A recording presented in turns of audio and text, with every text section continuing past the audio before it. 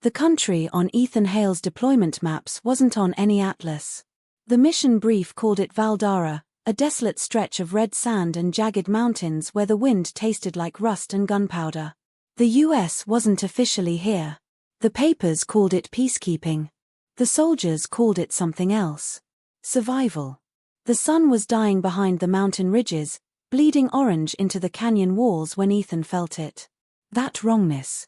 The kind that crawled into your bones and whispered that something terrible was coming. Ethan rode in the lead Humvee, rifle across his lap, headset pressed to his ear. Convoy Alpha, eyes up. Maintain spacing, he said, staring out at the narrow strip of cracked asphalt twisting through the canyon. The rocks towered above them, cliffs on both sides. A perfect kill box. Private Marcus Trent, barely 19 and shaking through the steering wheel, kept glancing upward. "Why does it feel like the rocks are watching us?" he muttered. "You're fine," Ethan replied. "Just first convoy nerves." "You weren't nervous on your first?" Marcus asked. He was lying through his teeth when he said, "Not at all." Behind them, Specialist Dylan Avery leaned forward from the back seat. Everyone called him Smiles. No one knew if that was because of his personality or if he just didn't understand the meaning of danger. "If we get blown up," Smiles said, grinning, "at least you won't have to audition for a breakup letter, Marcus." "Small wins, right?" Marcus groaned. "You joke when we're about to die. We're not about to die." Ethan forced a smile. "I make no promises about your love life." In the last vehicle, Staff Sergeant Cole Ramirez scanned the ridgelines through binoculars. Cole wasn't the joking type. Cole believed in intuition, in pattern recognition, in reading the land the way some men read scripture. If Cole's voice went low and calm, things were about to go bad. "LT," Cole radioed. "Birds aren't moving." "What do you mean?" "No movement. No sound. It's like the whole canyon's holding its breath." Ethan rolled down his window and listened. No wind. No insects. No distant animal calls. Just the low hum of their engines echoing off hard rock. Brooks, their communications guy, spoke from Vehicle 3. "Jammers getting interference. Someone's scanning us." Something crawled up Ethan's spine like ice water. He leaned forward. "Convoy, halt," he ordered. "Engines running. Maintain 360 security." For 5 full seconds, nothing moved. Then Ethan felt it heat on his face, a flicker on the cliff. He inhaled sharply. "Ambu." Before the full word escaped, a blast of fire streaked down from the ridgeline. The rocket-propelled grenade smashed into the third Humvee. A fireball erupted. Shrapnel ripped through the dusk. The explosion lifted 3 tons of armored steel into the air like it was cardboard. Ethan felt the shockwave punch his chest. Vehicle 3's hit. "They're hit," someone screamed over the radio. Gunfire erupted from both sides of the canyon, bullets hammering their vehicles, ricocheting against the armor like hail against a tin roof. Dirt exploded around them. Marcus ducked instinctively, hands frozen on the wheel. "Drive," Ethan yelled. I can't." "You drive. I'll handle the dying." "Move." Marcus floored the accelerator. The Humvee lurched forward. Smiles swung the mounted machine gun around, screaming as he squeezed the trigger. Tracer fire lit the canyon like lightning. Bullets tore into the cliffside as he swept the ridge line. Cole's voice came through the radio, calm as a surgeon. "Return fire and push through. Don't stop. Don't get stuck." A second RPG rocketed down from the opposite ridge. It struck the 4th Humvee behind them. Another explosion. Flames shot into the night sky. "Vehicle 4 is gone. Jesus, they're gone. Keep firing." Ethan roared. "Stay in the fight." Marcus was shaking violently. "They're trying to box us in." "No," Ethan said, scanning, calculating. "They're trying to kill us slowly." Bullets punched through their windshield, spiderwebbing the glass. Ethan ducked, heart thundering. He keyed into the radio again. "Ramirez, status?" "We're funneled," Cole responded steadily. "One in trance, no exit. Perfect kill zone." A pause. "Permission to dismount and flank." No, Ethan clenched his jaw. "We stay together." If we stay, we die. Ethan hesitated. And that hesitation became lethal. The third RPG fired. Ethan saw it streaking toward them like a burning meteor. He froze, unable to move. The rocket was aimed directly at the windshield.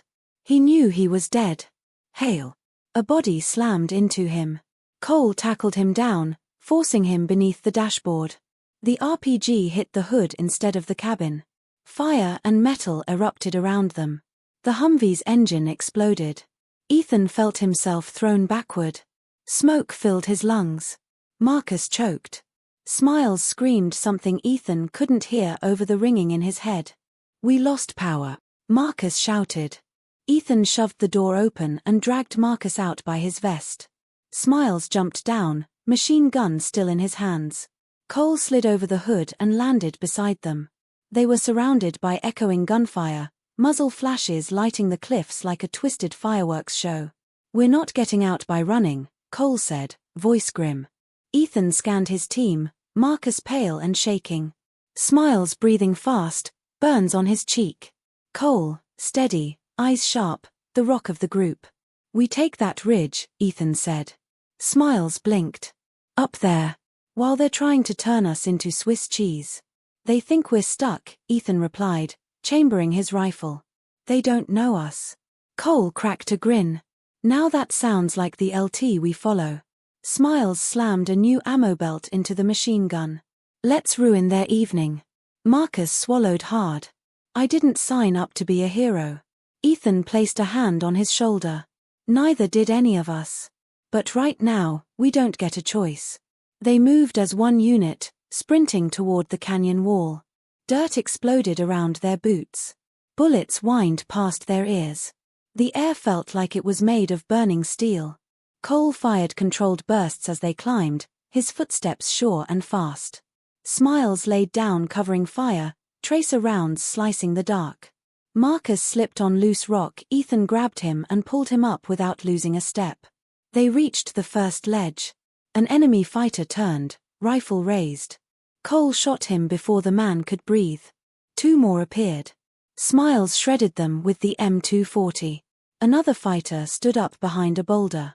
Marcus fired wildly, bullets kicking dirt everywhere except the target. "Breathe," Ethan commanded. Marcus steadied his hands, squeezed the trigger slowly. The round hit dead center. The man fell. They pushed forward, clearing the ridge one body at a time. Ethan checked each angle, each shadow, each rock formation. When they reached the top, the shooting from below weakened. The ambush was breaking. Ethan keyed his radio. "Convoy is moving. We're." The crack of a sniper shot cut the air. Ethan turned in time to see Cole jerk backward.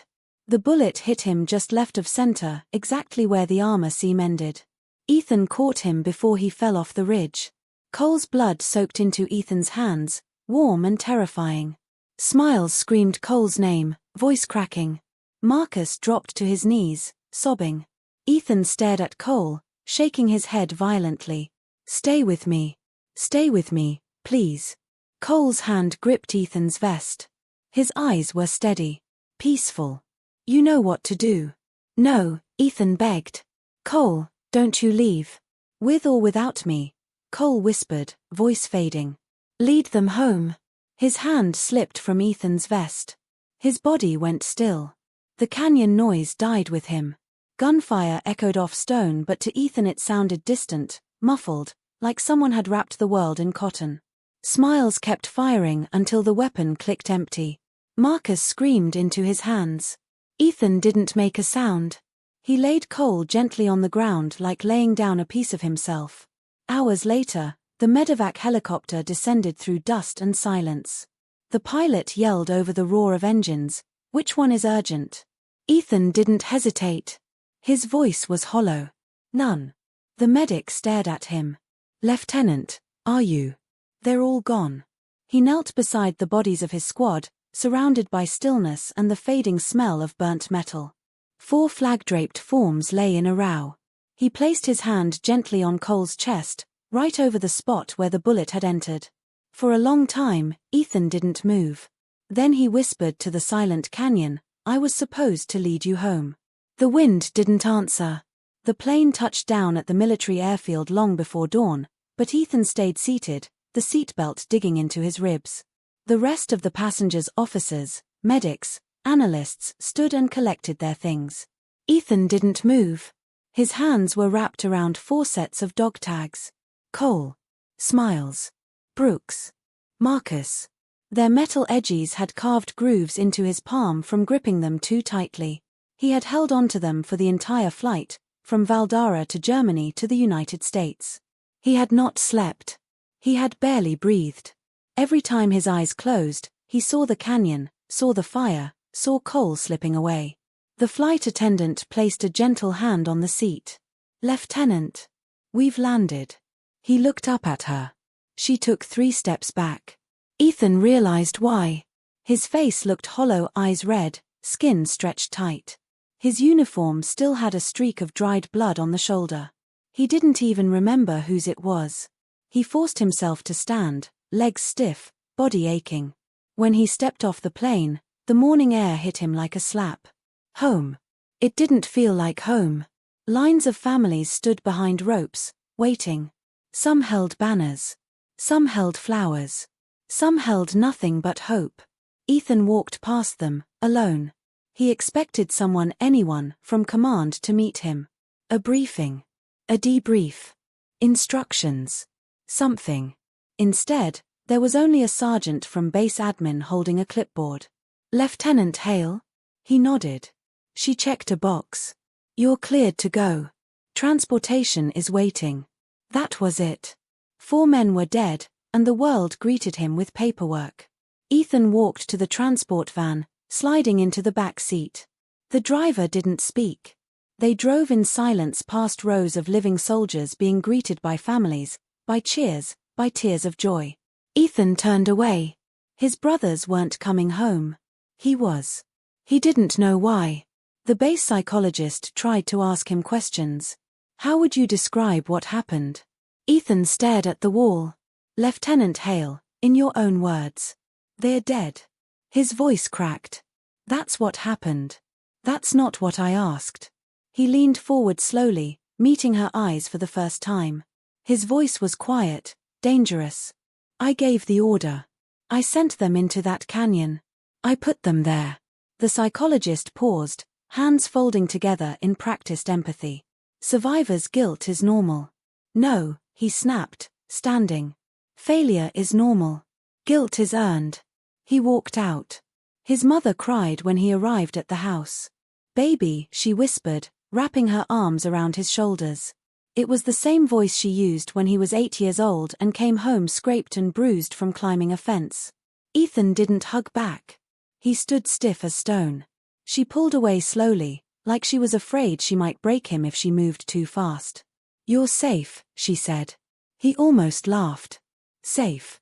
He walked past her into the house. Everything was exactly the same as when he'd left: faded couch, family photos, the old clock that ticked too loudly. But Ethan wasn't the same. "You hungry?" "I made dinner. I'm not staying long." The words hit her harder than any bullet could have. He walked down the hallway to the bedroom that hadn't changed in years. Posters still hung on the walls, old baseball trophies still sat on the dresser. It felt small. Uncomfortably small. He set down his duffel bag on the bed, unzipped it, and froze. Smiles' stuffed keychain hung from one of the straps. That stupid smiling llama he found at a roadside market. He picked it up and tacked it to his rifle like a lucky charm. Said it was impossible to die when a llama was watching over you. He had been wrong. Ethan sat down heavily on the bed. He didn't remember falling asleep. He dreamed of the canyon.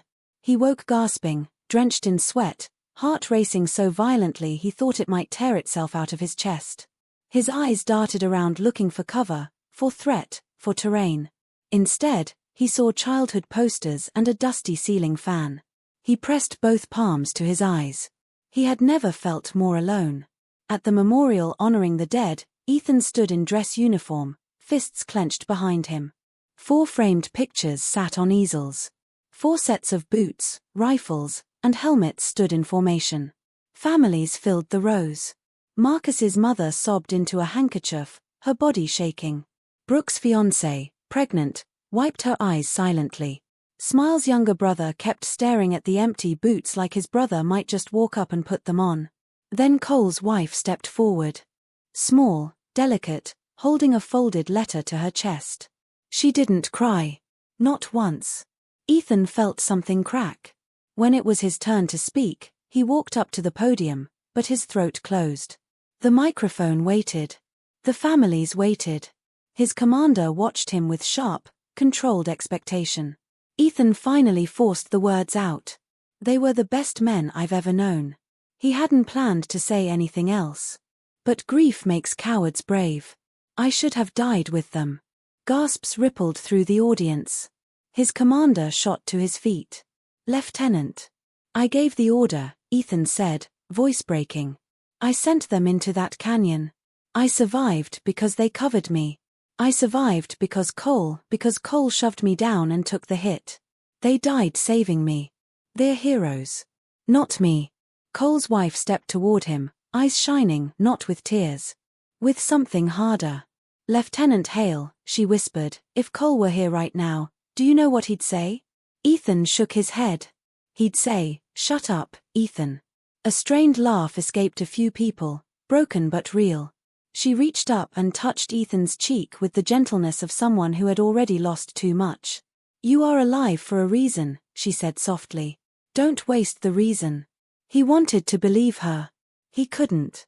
Weeks passed. He woke up every night choking for air, reaching for a rifle that wasn't there. Loud noises made him flinch. Silence made him panic. He couldn't eat. Couldn't sleep. Couldn't make sense of why he was here and they weren't. One night, unable to breathe inside that house, he drove to the lake outside town. He sat on the shore, staring at the reflection of distant houses shimmering on the dark water. The dog tags sat heavy in his hand, all four of them clinking together like ghostly bells. Cole. Smiles. Brooks. Marcus. Ethan held them tight, knuckles white. If there's a reason, he whispered, voice cracking, you need to tell me. Because I don't see it. I don't feel it. I don't deserve it. He squeezed the tags harder. I should have saved you. His voice broke into a whisper. You saved me instead. He pressed the tags to his forehead. I'm sorry. The wind moved across the water, shifting ripples into tiny waves that lapped at the shore. A soft rustling came from the grass. He looked down. A small white envelope sat at his feet. No one was around. The envelope was weathered, edges frayed like it had traveled far. His hands trembled as he picked it up. There was no return address. Just one sentence written in blocky handwriting. For Lieutenant Ethan Hale. Deliver only if I don't make it home. His heart stopped. The handwriting was Cole's. Ethan sank to his knees. He tore the envelope open with shaking fingers. Inside was a handwritten letter. The first line made Ethan's breath freeze. If you're reading this, then I didn't walk off that plane with you. The world fell away. The lake. The wind. Everything. He clutched the letter like a lifeline and kept reading. The letter trembled in Ethan's hands. The lake water whispered against the rocks, the moonlight catching in the ripples, but none of that reached him. The world had shrunk to one sheet of paper, one familiar handwriting, one voice that should not exist anymore. He blinked, vision swimming, and read. Hale. If you're reading this, the universe called my number. Ethan's chest tightened. Don't do the face. I know that face. That I should have stopped it, it's my fault face.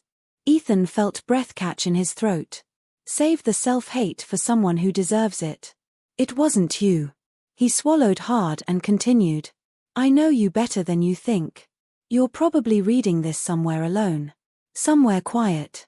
Somewhere you think nobody can see you fall apart. You don't have to hide from me. You never did. Ethan's fingers curled around the paper, wrinkling its edges. His eyes burned, but he forced himself to keep going. You think you survive because you're lucky. But that isn't luck. That's purpose. You care harder than anyone else I've ever served with. You carry the weight nobody sees. You would rather burn alive than let someone else take the heat. That's why I followed you. Ethan lowered the letter for a moment and clenched his jaw against the pain clawing its way up his throat. The wind moved across the water, cool and gentle, like a hand on his back urging him to finish. He raised the letter again. I need you to understand something. The day you showed up as our new lieutenant, we all hated you. Fresh academy guy. Too clean. Too earnest. Too hopeful. We wanted someone broken like us. Instead, we got you. Ethan felt a small, broken laugh escape him. We thought you'd give up after your first mission. Then we thought you'd break after your first loss. You didn't. You came back every time. Heart still intact. Hope still intact. You made us want to be better. The page blurred. He blinked hard, wiped his eyes with his sleeve, and kept reading. Smiles used to say you reminded him of home. That's the best compliment he knew how to give. Brooks said you were the only officer who ever listened. Marcus said he'd follow you even if the map led straight through hell. Ethan closed his eyes. He could hear their voices. He could see their faces. He could smell the diesel and dust from that last night. I know you think you should have died with us. You're wrong. I died knowing one thing with absolute certainty. We were safe following you. Ethan's skin prickled. He shook his head and whispered to the letter, I wasn't enough. But Cole had anticipated that, too. You didn't fail us. You led us. And I'm not writing this so you forgive yourself. I'm writing this so you stop wasting the gift you were given. Live. Not for me. Not because you feel obligated. Live because the world needs someone who gives a damn. Ethan pressed the paper tighter against his palm. The wind caught the corner of the page and lifted it gently, almost like someone was nudging him, urging him onward. You're going to want to disappear when you get home. You're going to stare at walls that don't talk and ceilings that hold every nightmare you left the desert with. When that happens, remember this. The world is still full of people who need saving. His vision blurred again, but this time he didn't wipe it away. I don't care if you become a captain. Or if you leave the military and become a schoolteacher. Or run a corner coffee shop. Just don't stop leading people. Don't stop giving a damn. He felt his breath shake as he read the next lines. And don't you dare waste your life carrying our ghosts like chains. We didn't die so you could stop living. We died so you could keep going. Something broke inside Ethan. Not a crack, a shatter. His chest heaved, air ripping from his lungs in jagged bursts. Tears fell freely, splattering the page. He kept reading. I need you to do something for me. Find Marcus's mom. Tell her he wasn't scared. Find Brooks' fiancée. Tell her he couldn't shut up about the baby. Find Smiles' brother. Tell him Smiles was laughing when we rolled out. Tell him I said thanks for the llama thing. It worked longer than it should have. A tear slipped down Ethan's cheek at that.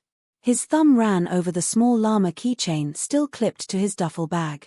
He remembered Smiles tapping its head before missions, saying, Bless me, holy llama. The next line of the letter made Ethan choke out a broken noise between a laugh and a sob. And Hale. Stop blaming yourself. If death wanted you, it would have taken you too. You're here because you're supposed to be. Ethan pressed the letter to his forehead, letting tears drip onto the paper. This is my last order, Lieutenant. Live a life big enough for all four of us. He reached the final line. A shaky hand had written it, like Cole added it at the last moment, when time was already running out. You were worth dying for. The words hit Ethan like a punch, like a confession, like forgiveness he didn't think he deserved. He sank to the dirt, knees digging into the cold earth as he finally let himself cry. The sob tore out of him, raw and animal and full of every nightmare he'd been holding inside. He wept until his body shook. The dog tags slipped from his hand and fell into the grass. He pressed the letter against his chest, clutching it like a lifeline. You idiot, he whispered through tears. Why did you have to be the one to push me down? The lake didn't answer. The stars didn't blink. The night stayed quiet and still, absorbing his grief without judgment. Minutes or hours later, he wasn't sure. Ethan finally stood. His eyes were red, face streaked with dried tears. He folded the letter carefully and slid it into the inside pocket of his jacket, close to his heart, right where Cole's hand had been when he fell. He looked out over the lake, at the moon's reflection stretching across the water in a long, wavering line. He whispered, "I don't know how to live without you." The wind brushed his cheek, soft and warm. A memory surfaced, Cole slapping him on the shoulder after a rough training day, grinning. "Figure it out as you go, Lieutenant. That's what everyone else does." Ethan picked up the dog tags, one by one, and wrapped them around his hand again. This time, it didn't feel like chains. It felt like armor. He walked back to the truck, started the engine, and drove away. He didn't look back. Not because he was leaving the past behind, but because, for the first time, he was stepping into a future. A future he hadn't chosen, but one Cole had died believing he was worthy of. The next morning, Ethan woke to sunlight cutting across the room like a spotlight. He didn't remember falling asleep, but he remembered the letter. He had carried it to bed like a fragile piece of truth. He unfolded it again, smoothing the creases with careful fingers. "Live a life big enough for all four of us." He read that line aloud. He whispered it again. Then he closed his eyes and exhaled a long, unsteady breath. He knew what he had to do. The first promise in the letter was to Marcus's mother. He showered, shaved, put on a clean shirt. His hands trembled while he buttoned it. He tucked the letter into his jacket pocket, feeling its weight against his chest. The drive to Marcus's house took an hour. He parked outside a small blue home with peeling white trim. The front yard held a rusted swing set. The grass was overgrown. A small tricycle lay on its side near the curb, covered in dew. He walked up the porch steps, each one creaking under his weight. His finger hovered over the doorbell. Cowardice filled him. He took a step back. He couldn't do this. He wasn't strong enough. Then the letter brushed against his chest as he turned. Cole's handwriting burned into his memory. "Tell Marcus's mom he wasn't scared." Ethan swallowed hard. He rang the bell. The door opened to a woman in her late 40s, hair pulled back, dark circles under her eyes. She studied him, his posture, his uniform, the dog tags around his hand. She knew. Her voice trembled. "You're one of them." Ethan nodded. Words tangled in his throat. She stepped aside, motioning him in without asking his name. The house smelled like laundry detergent and lavender candles, like someone had tried to clear grief out with fragrance. She led him to the living room. A photo of Marcus sat on the end table, him in uniform, grinning, holding his graduation certificate. He looked impossibly young. She sat on the couch, hands folded tightly. Was it quick? He sat across from her. He forced himself to look her in the eyes. Yes. It wasn't a lie. Marcus never felt the sniper's bullet or the fire. He was gone before he hit the ground. She exhaled shakily, as if she had been holding that breath for weeks. Was he scared? She asked softly. Ethan could have said yes. He could have told her the truth, that Marcus had been terrified, that his hands shook every time he loaded his weapon, that he prayed quietly every night hoping nobody would hear. But Cole's words guided him. Marcus was brave, Ethan said. He did what heroes do. He saved lives that night. He wasn't scared. Her face crumpled. She whispered, "Thank you," as if those two words might hold her together. Ethan reached into his pocket and gently placed Marcus's dog tags in her hands. She closed her fingers around them, pressing them to her chest. She broke. Her sobs echoed through the house. Ethan sat beside her, unsure if he should touch her or stay still. She leaned into him, clutching the tags like they were Marcus himself. He held her while she cried. When she finally pulled back, wiping her eyes with trembling fingers, she asked the question he feared most. How did he die? There was no gentle answer. Only the truth, cruel and heavy. He covered us, Ethan said. He was protecting us. Her tears returned, but this time they weren't from sorrow alone. Pride had found its way in. When Ethan left the house, the weight on his chest felt slightly lighter. One promise fulfilled. 3 to go.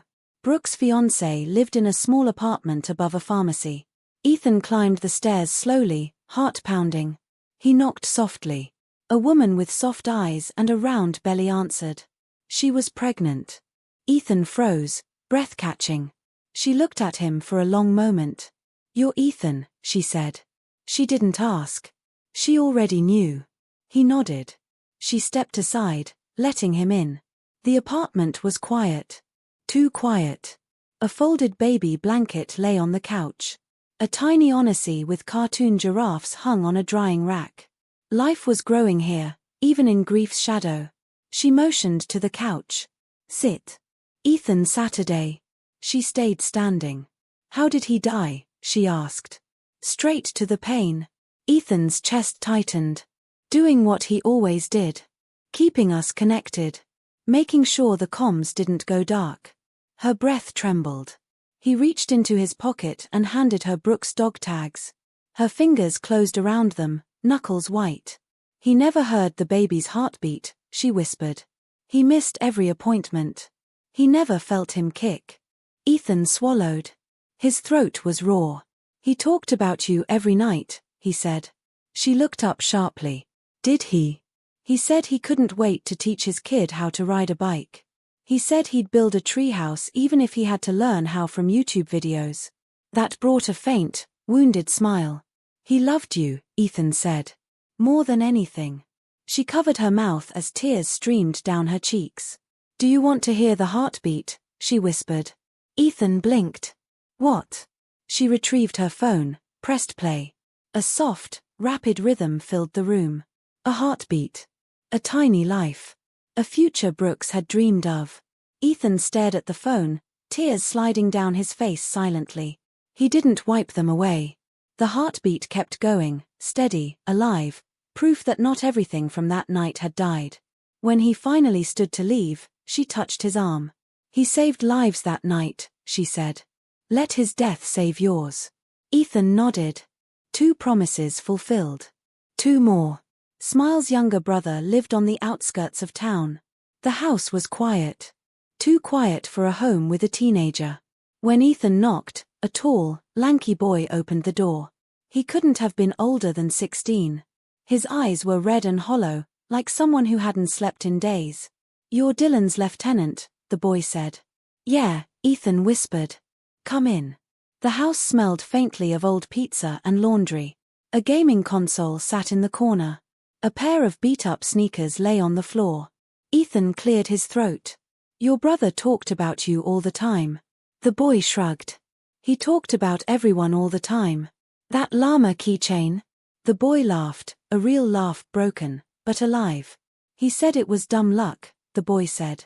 "He said it kept him safe," Ethan replied softly. The boy's smile faltered. "Guess the luck ran out." "No," Ethan said firmly. "He used every last bit of it protecting us." He went out laughing. He wasn't afraid. The boy inhaled sharply. Ethan handed him the llama keychain. The boy closed his hand around it, knuckles shaking. Ethan turned to leave, but the boy stopped him. "He would have followed you anywhere," he said quietly. Ethan swallowed hard. "I know." 3 promises fulfilled. 1 left. The last one wasn't written in the letter. It wasn't an instruction to deliver. It was an instruction to change. Live a life big enough for all 4 of us. Ethan drove to the recruiting office, but he didn't walk in. His hands tightened on the steering wheel. He had led men to death, he wouldn't do that again. Instead, he drove past. Hours later, he found himself at a community center on the edge of town.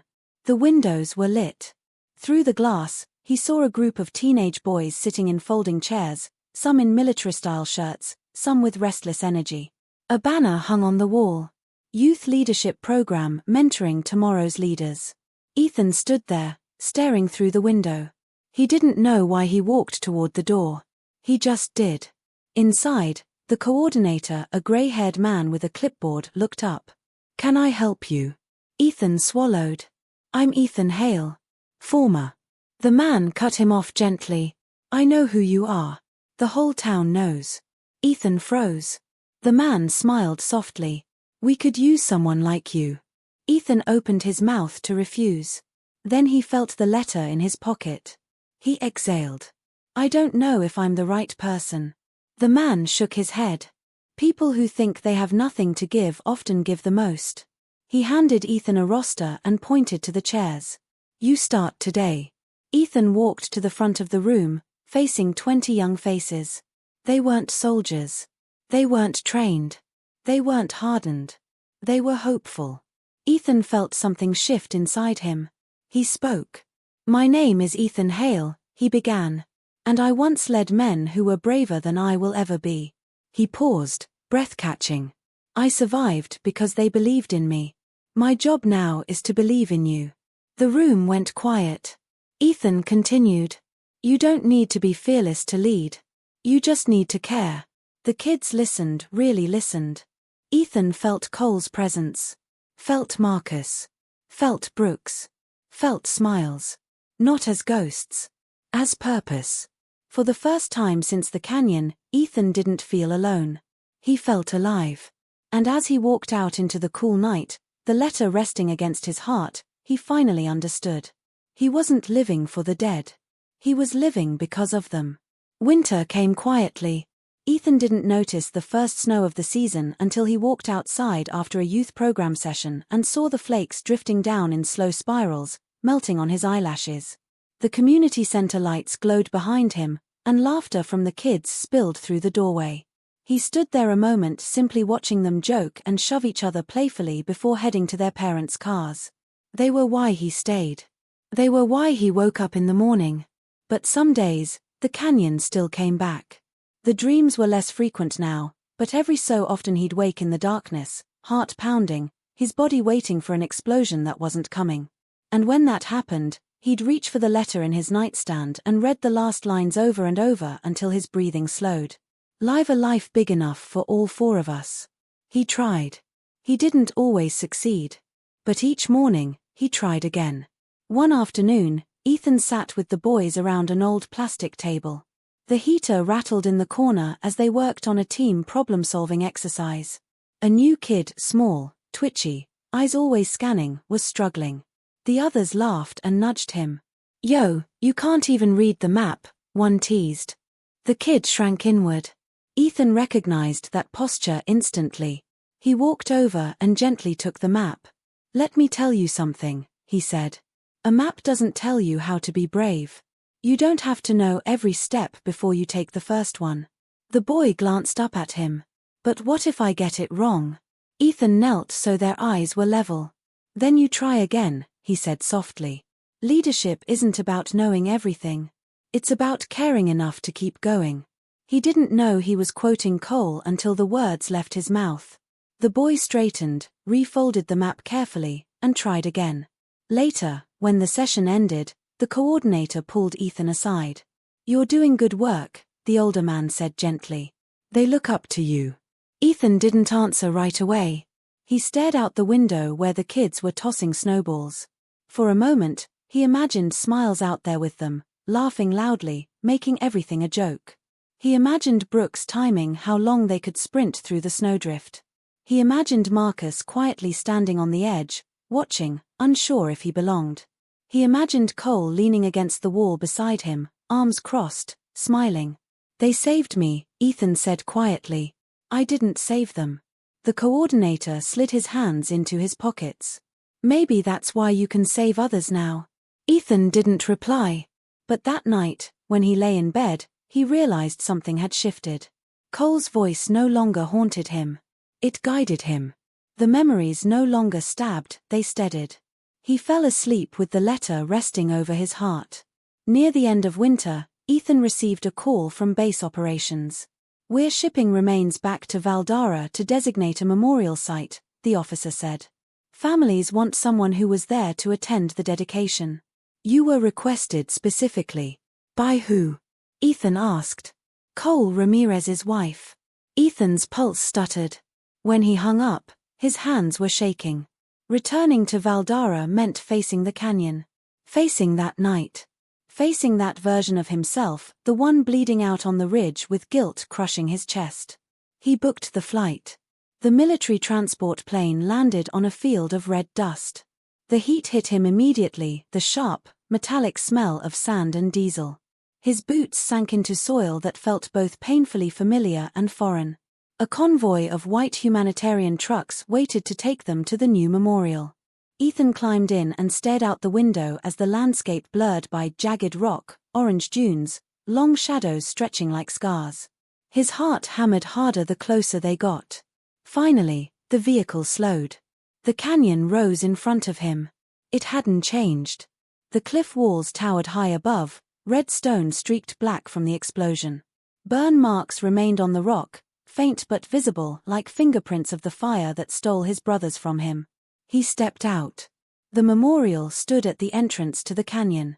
A simple metal plaque anchored in stone. 4 names engraved. Dylan Avery. Jamie Brooks. Marcus Trent. Staff Sergeant Cole Ramirez. Fresh flowers lay at the base, some brought by villagers, some by soldiers. Cole's wife stood in front of the plaque, hair tied back, wind lifting the edges of her scarf. She turned when she sensed him. "You came," she said. Ethan swallowed, unsure what to do with his hands. "Yeah." She stepped toward him slowly. "Do you know why I asked them to send you here?" He shook his head. "Because you're the last part of him that still walks this world." She placed her hand on the plaque. "I needed to see you standing, breathing, living." Ethan stared at Cole's engraved name, tracing the letters with his eyes. "I'm trying," he whispered. She nodded once. "I know." There was a long silence between them. She reached into her bag and pulled out a small object wrapped in cloth. "I think this belongs to you." Ethan unwrapped it. A patch. Cole's patch. Worn. Faded. Edges frayed. Ethan closed his eyes and pressed it to his chest. They stood there together, the desert wind sweeping around them like a long exhale. The sound of it echoed through the canyon, brushing against Ethan's skin. He stepped forward until he stood directly beneath the spot where Cole had fallen. He looked up at the ledge. It was smaller than he remembered. The whole canyon was. He closed his eyes. He spoke, not aloud, but in the quiet place between breath and heartbeat. "I'm still here." The wind answered, lifting dust into swirling patterns around his boots. He knelt and placed his hand flat against the rock. "Thank you," he whispered. Not for saving him. For believing he was worth saving. He returned to the youth center the next week. The boys were loud and chaotic and imperfect, arguing over how to solve an obstacle course. Ethan watched them, something warm and steady filling his chest. One of the boys called across the room. "Sergeant Hale, are you coming?" He opened his mouth to correct him, "Lieutenant," but stopped. Rank didn't matter here. What mattered was that they trusted him. He walked toward them, smiling, not forced, not cracked, but real. "I'm coming," he said. And he meant it in more ways than one. That night, Ethan sat on the edge of his bed, the letter resting in his hands. He read it again, not because he needed to, but because he wanted to. When he reached the last line, he didn't cry. He smiled. "You were worth dying for." He folded the letter gently and placed it in a small wooden box along with the dog tags, the patch, and the llama keychain. He closed the lid. He didn't need to carry their ghosts anymore. He carried their love. He turned off the light and laid down. For the first time since the canyon, sleep came easily. No nightmares. No explosions. No screams. Just peace. As he drifted off, he whispered into the quiet darkness. "I'll live well. I promise."